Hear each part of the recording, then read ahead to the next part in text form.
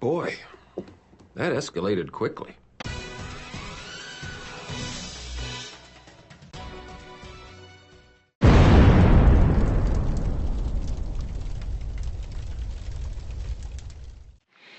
Hello everybody, welcome to another episode of Mondays with Mover. I am Mover, C.W. Lemoine, author of the Spectre Series and the Alex Shepard Series with Absolute Vengeance, and I am the Sheepdog. If you haven't already, please check those out. Available Amazon, Barnes & Noble, or any ebook retailer. On that note, quick update on the status of the books. Absolute Vengeance, we've just started the production of the audiobook as of this weekend, so we're hoping to have that out by Christmas. I know a lot of people have asked if it's available. Spectre Rising and Avoid Negotiate Kill are actually already available on Audible, so this will be the third book available on Audible. It's a slow process, but I'm really excited about the narrator that we found to do this. He's got a great take on the character. Anyway, with that said, like the title suggests, awesome. We did it.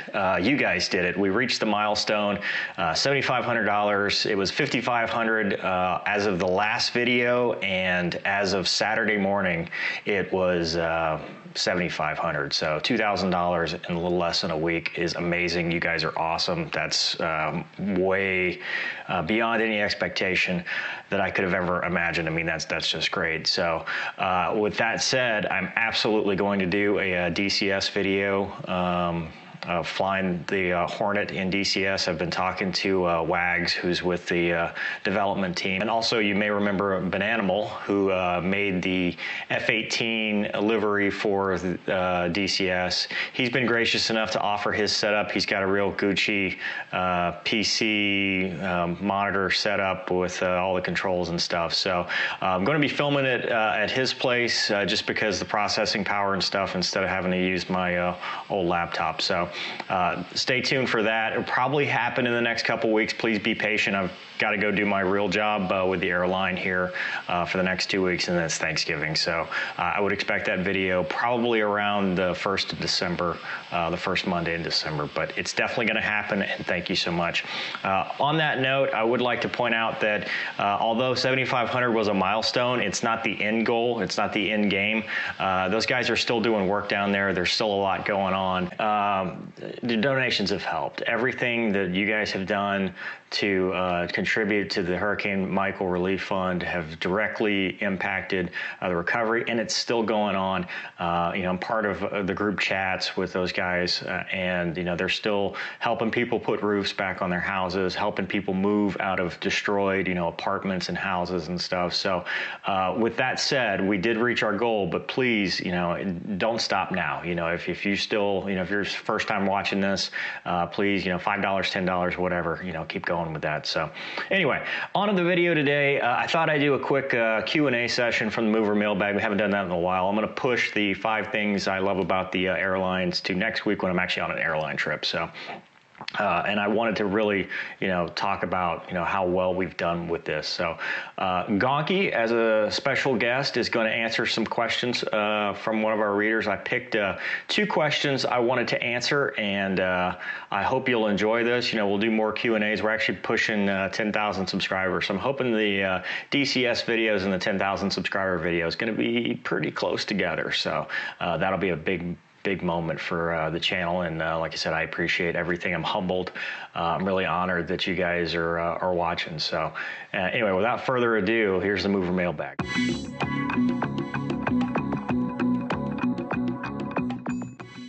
All right, so the first question I wanted to answer from the Mover mailbag is actually a question that I get asked just about every video. It's, Mover, did you get to land on an aircraft carrier, and what was it like? And the answer to that is no. And there's a couple reasons for that. First off, I'm an Air Force guy, so I didn't go to fly the T-45 like we talked about in Gonky's video. I had no training in landing on a boat, up until I showed up at VFA 204. VFA 204's an adversary squadron. They don't go to the aircraft carrier typically. They're not really they don't have a cycle with a ship where they go out on a rotation or anything like that. So it's kind of by exception. However, the opportunity did present itself in 2013. I'd only been there for 6 months. I actually had a class to go with another Air Force guy who I'm hoping to get on the channel to go to VFA 106 and do the full carrier qual course. And about 4 to 6 weeks prior to going, I tore my MCL and had a grade 3 ACL strain. So that put me out of the jet for a little over 2 months, and I was unable to go. The next time the opportunity rolled around later that year, the squadron itself was going, and I did the FCLP, the Field Carrier Landing Practice Pattern or workups, and at the time there were just too many guys that hadn't been to the boat recently, senior guys, and they just said, look, the risk is just too high. You need to go with the schoolhouse. You don't need to go with us operationally because it's kind of a different animal. So I didn't get to go.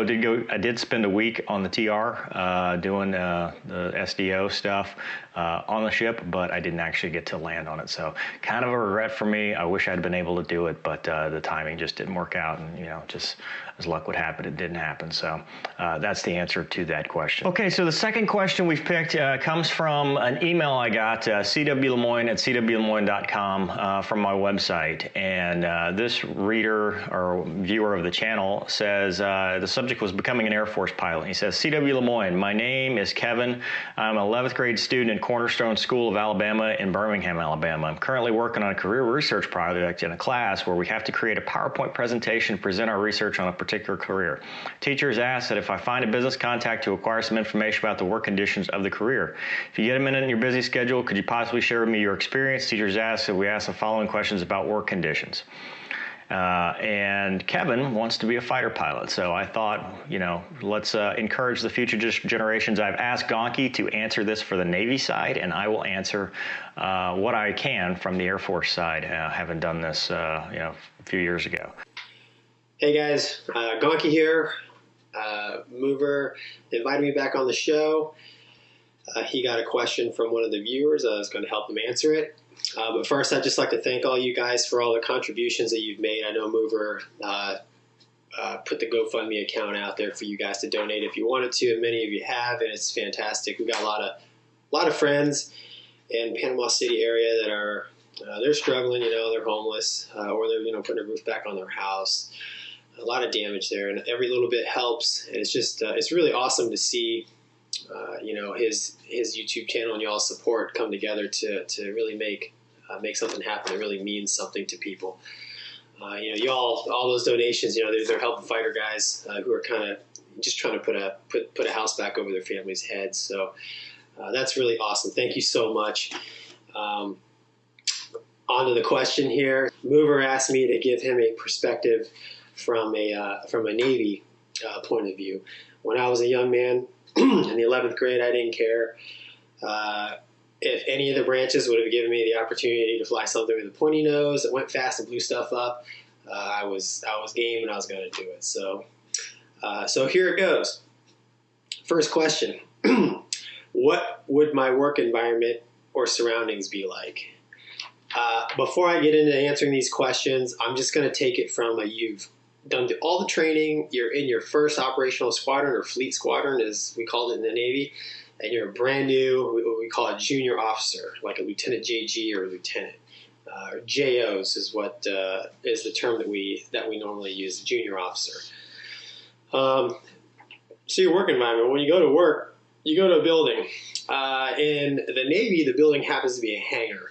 And the hangar houses the airplanes underneath and your workspaces above it. So consequently, you spend a lot of time running up and down the stairs, which can really work your knees over the years. There's offices, but space is limited, kind of like when you're on an aircraft carrier, even though we're on land, space is limited. So generally, when you're a new guy, you don't have an office, and then as you get more senior and your jobs become more important, you do get an office. As far as the surroundings go, in the Blue Diamonds, we made our squadron spaces really homey, right? So we painted the walls blue, and it's like a high school football team, right? We had tons of squadron pride. We had our shirts, special coffee mugs, over there, painted helmet, all that stuff. We had special flight suits we had with blue embroidery and all kinds of stuff. So it was really cool. made you feel like you were part of something special, and I thought and believed that I was. Now, when you're on the aircraft carrier, it's a little different as a junior officer.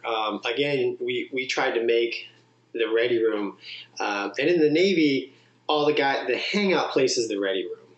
That's where the squadron duty officer is. They got chairs, tables, there's music playing, probably a foosball table in there. It's the place to hang out. And so you spend a lot of time in there as well. But on the ship, pretty much everybody hangs out in the ready room, and that's where your workspaces are too, in the ready room. There'll be a couple of computer land drops or whatever where you can log on the internet and take care of some work. Or there's your room, which they're really small and it's tough to get anything done. So your work environment on the ship is a lot different because space is really at a premium there. Now, obviously, your work environment on the flying side is going to be very similar because you're going to strap yourself in an airplane and you don't care if you're at sea or on land. Same cockpit, right? Next question. What hours would I spend on the job? That really depends. So I think the Air Force is the same way, but the Navy is very cyclic, right? So you kind of go through these cycles where you're working up for a deployment, and then when you get off the deployment, you may do a little bit of sustaining, especially if you're going right back out on a deployment. But if you're not, you may do a little bit of sustaining, and then you'll drop, the work tempo will drop off. But I would say on average, every squadron tries to make it an 8-hour job. I mean, they realize that just being in the military in general can be taxing on your family and even on the members, right? So they try to emphasize the home life. I will tell you, the mission always comes first. I don't care what the recruiter tells you. The mission comes first. Your family comes second. But within the squadron, each commander or skipper, as we call them, that I ever worked for, would generally, hey man, you've been here 8-10 hours, go home. Unless you're working on an upgrade or you're doing mission planning or something crazy like that. Then, I've spent 18 hours for a week straight. And during wartime, planning missions and stuff like that, you basically work as much as you need to get the mission done.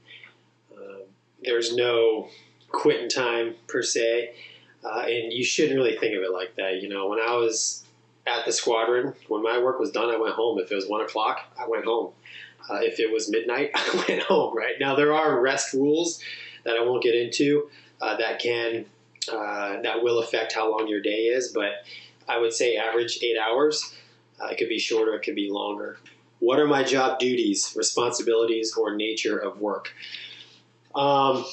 This is where I see a big difference. So in the Navy, because they didn't have the manpower or the money, there were a lot of additional duties. Now, I was in a single-seat squadron, so we had like half the manpower as a 2-seat squadron with all the same jobs to do. So it's not uncommon in a single-seat Navy fighter squadron for a guy to have 3 or 4 additional jobs other than flying. And that's kind of what you'll see is, the first, 2 to 3 years of your career is pretty heavy flying based. That is your job, just learning your craft. And then once you get operational, then they start throwing all this other stuff on you. And there's times when you feel like, I don't have time to fly, even though that's what the taxpayers are paying you to do. So that can be a little bit frustrating as well.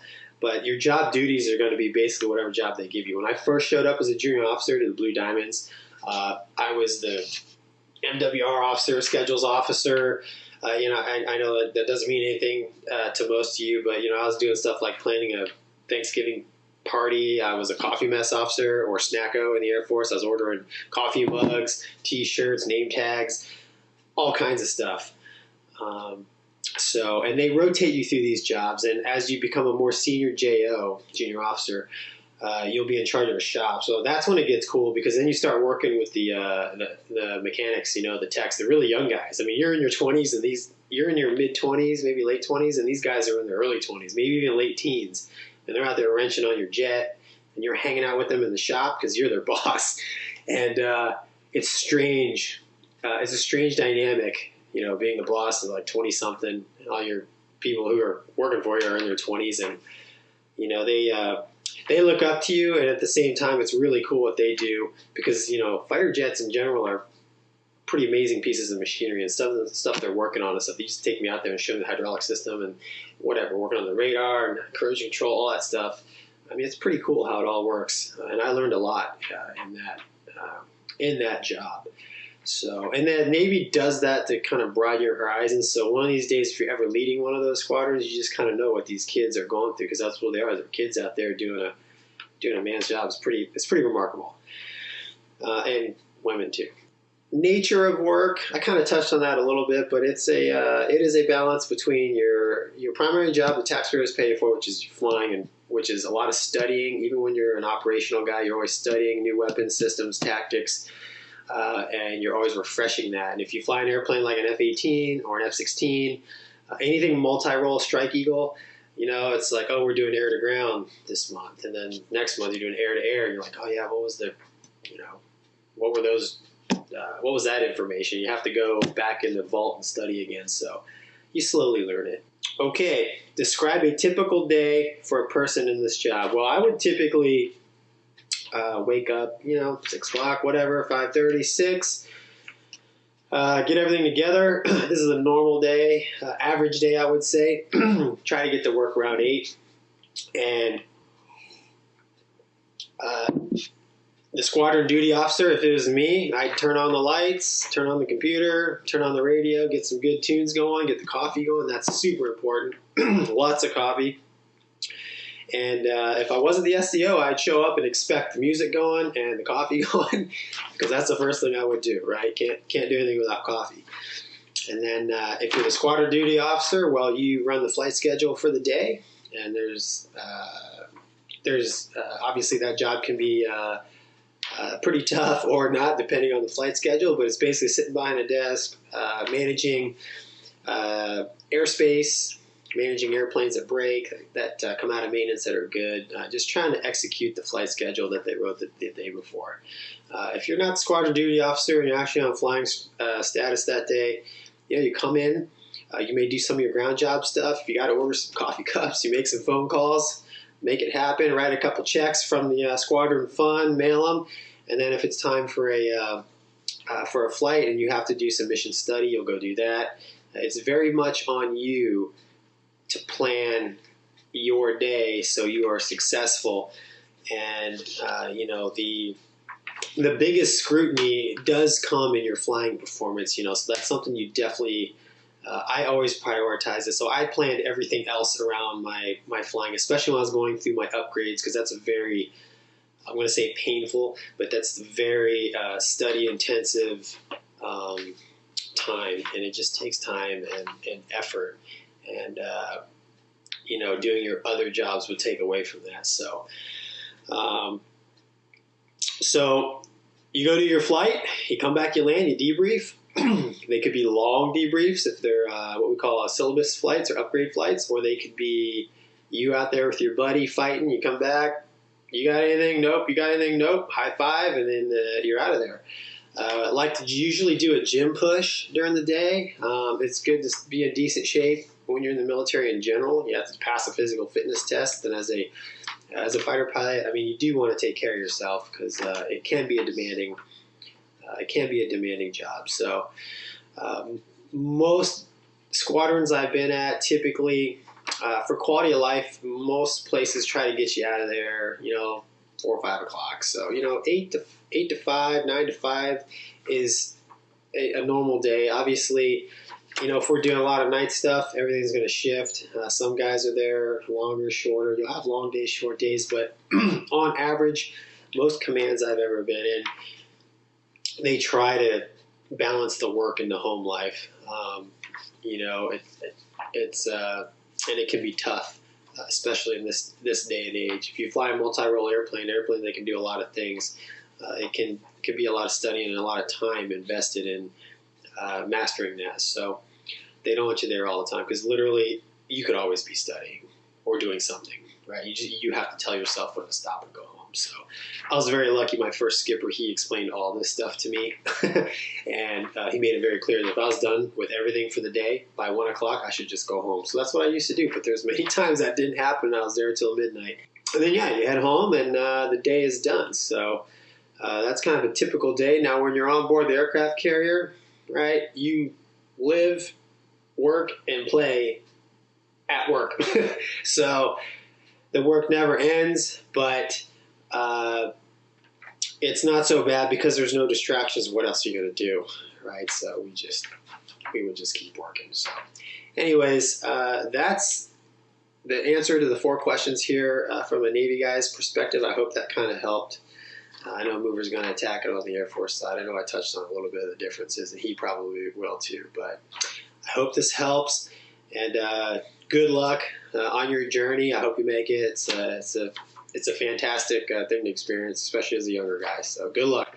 So first question, what would my work environment or surroundings be like? So like Gonky talked about, I'm going to start that you're already through training, you've already done the mission qualification, the MQT upgrade, you're showing up, and this is just a normal day of work. So work environment at home base is our squadron is just like an office. You know, it's you work inside of a secure facility if you're in weapons, and the young guys should. So your young guys, you know, typically are working some job assisting the weapons officer in the vault, or some guys are working in scheduling or something like that. But typically, you know, first out the gate, you're in weapons, you're studying, you're working for the weapons officer, creating mission planning materials and stuff like that. So as for the work environment, it's basically an office. It's a cubicle. You know, you're working your day job. You know, you'll have an area where you'll mission plan. You'll have an area where you can study. You know, and that's pretty much most of your job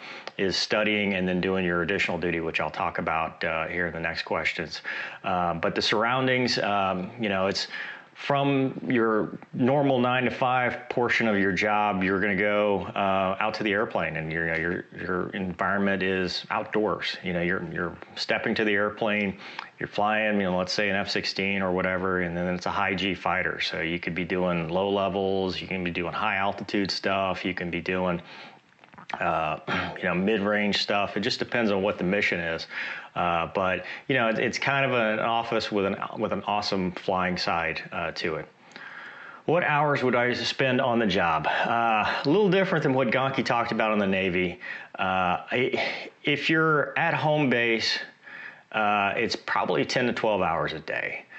Because between your additional duties and your flying job, the main job you have, which is to learn how to fly the airplane, your mission planning, your debriefing, your briefing.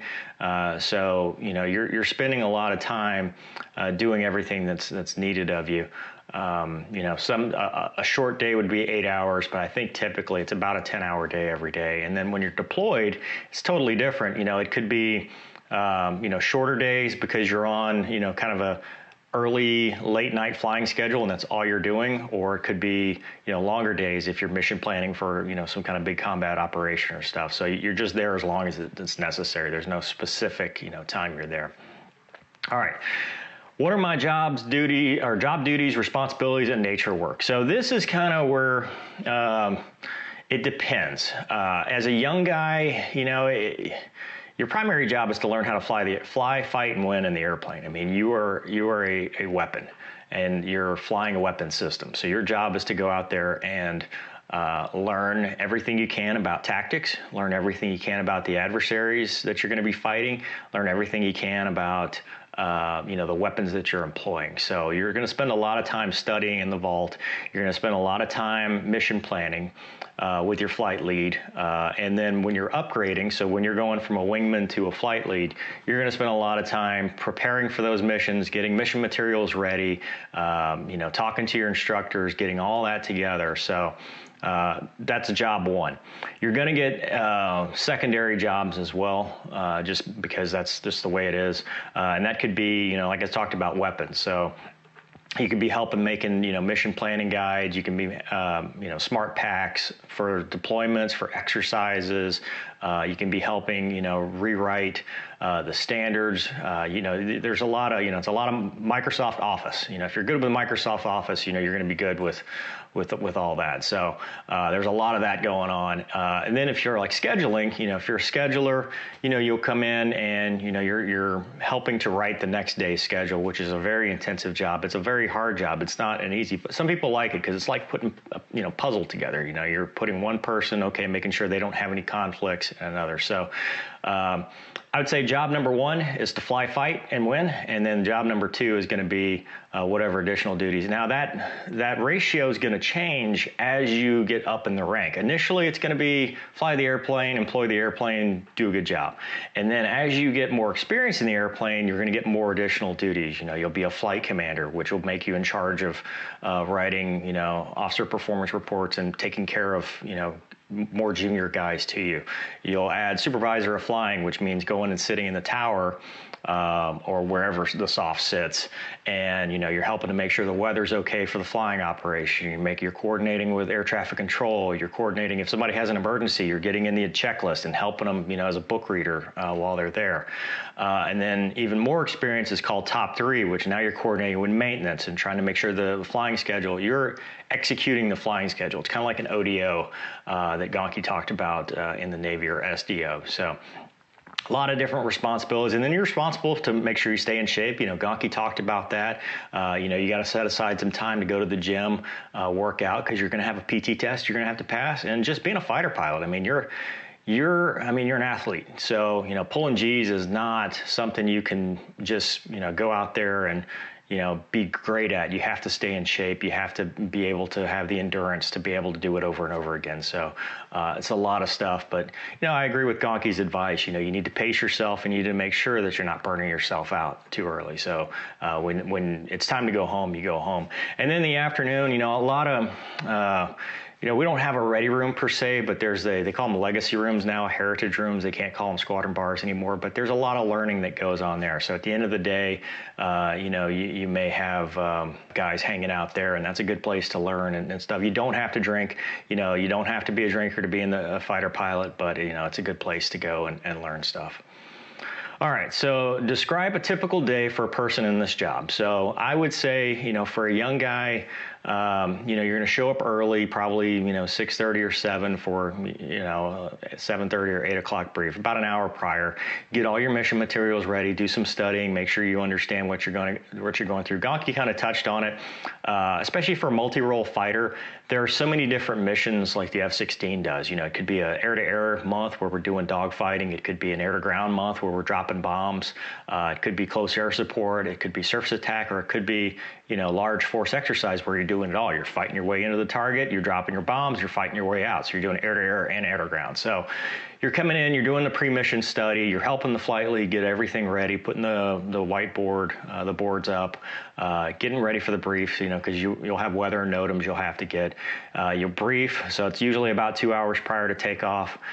Go fly your mission, which is usually between an hour and a half. Well, it depends. If it's BFM, it's less than an hour, right around an hour. If it's BFM being dogfighting. If it's not BFM, if it's air to ground, it could be up to 2 hours, 1.8. So you'll fly the mission, you'll come back, you'll go through the vault, download all your stuff that you need to do so you can debrief. And then from there, it's your debrief. And the debrief can be, 30 minutes if you're, two experienced guys that just went out to the range, dropped your bombs, and, we watched the tapes, we validated our attacks, we're good to go.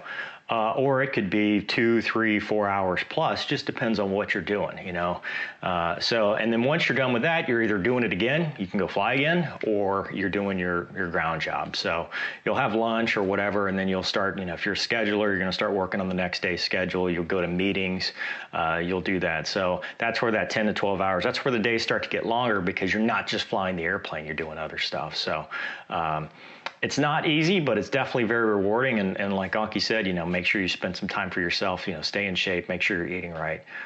But anyway, I hope that helps. I hope that answers your questions, Kevin. I know actually Gonky said he actually had somebody else ask him that, so I guess that's something going on in Alabama there. But I hope that helps. If you have any more questions, please send them to me. And if you have anything for the mover mailbag, either leave them in the comments below, or you can always email me, cwlemoine@cwlemoine.com. I'm also working on getting a P.O. box so you guys can mail stuff, I guess, if you want to. But hope you enjoyed this episode of Mondays with Mover. If you did, please like, share, subscribe. Check out Gonky's channel, EO Lands. He's got a lot of good information, and also share some flying stuff with his land business and stuff. Hope to have him more on the channel as time goes on. Like I said, please be patient. In the next couple of weeks, we should be seeing the DCS video for me checking out the F-18. Like I said, probably December, but if I can do it earlier, absolutely will. Next week's episode, I'm going to talk about the 5 things or my 5 favorite things of being an airline pilot, and then I've got a low-level video I want to show you guys. It's probably one of the scariest flights I've ever been on, but it's a roller coaster. It's awesome. So please send me messages if you want something answered, and thanks for watching, and I'll see you next time.